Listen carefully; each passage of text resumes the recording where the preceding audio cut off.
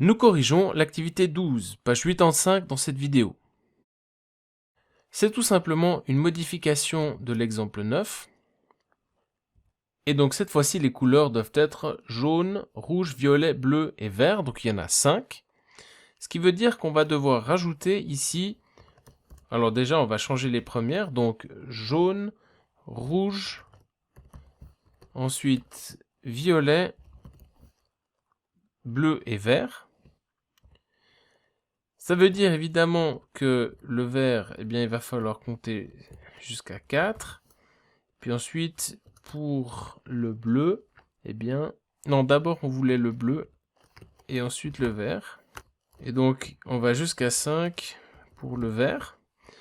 Mais ça veut dire que l'on va compter 1, 2, 3, 4, 5. Et lorsque la couleur arrive à 6, il faut la remettre à 1. Testons tout ça. Et vous voyez que ça fonctionne.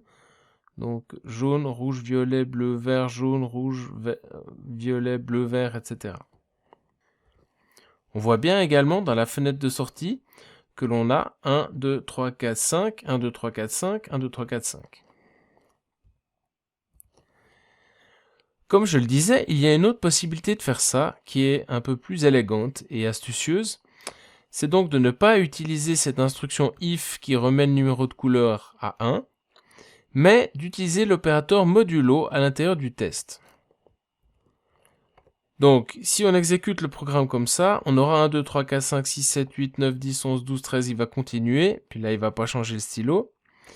Mais ce qu'on peut faire, c'est d'afficher modulo 5. Donc il y a 5 couleurs, 1, 2, 3, 4, 5. Donc on va faire un calcul modulo 5. C'est-à-dire qu'on va à chaque fois diviser le numéro de la couleur par 5 et prendre le reste de la division par 5.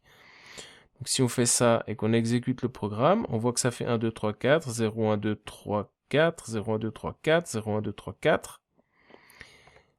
Alors là, évidemment, on va cette fois-ci augmenter à la fin de la boucle. Oups, j'ai copié la fausse chose.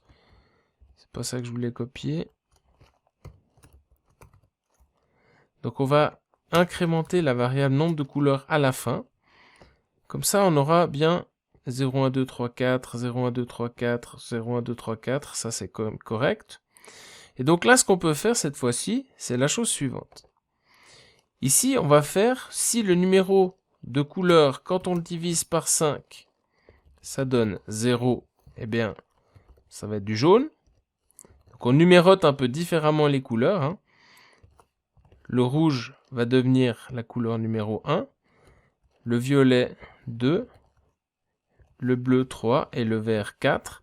Et il ne faut pas oublier de chaque fois diviser le numéro de la couleur par 5 pour prendre le reste de la division par 5. Donc on ne fait pas une division, on calcule vraiment le reste de la division par 5. Et là, si on exécute à nouveau le programme, eh bien vous avez de nouveau ce phénomène cyclique qui est réalisé, mais sans le if qu'il y avait au début. Alors pour être un tout petit peu plus clair, on aurait pu mettre des parenthèses ici. Donc on fait bien chaque fois le numéro de la couleur, on calcule le reste de la division par 5. Alors est-ce que ce code est forcément meilleur que l'autre? Disons qu'il y a des pour et des contre. Le pour, c'est qu'on a un if de moins qu'avant. Le contre, c'est qu'on doit, dans chacune des conditions, prendre l'opérateur modulo 5. Donc il faut recopier-coller plein de fois ceci. C'est peut-être un plus gros désavantage que l'avantage qu'on a en éliminant le if.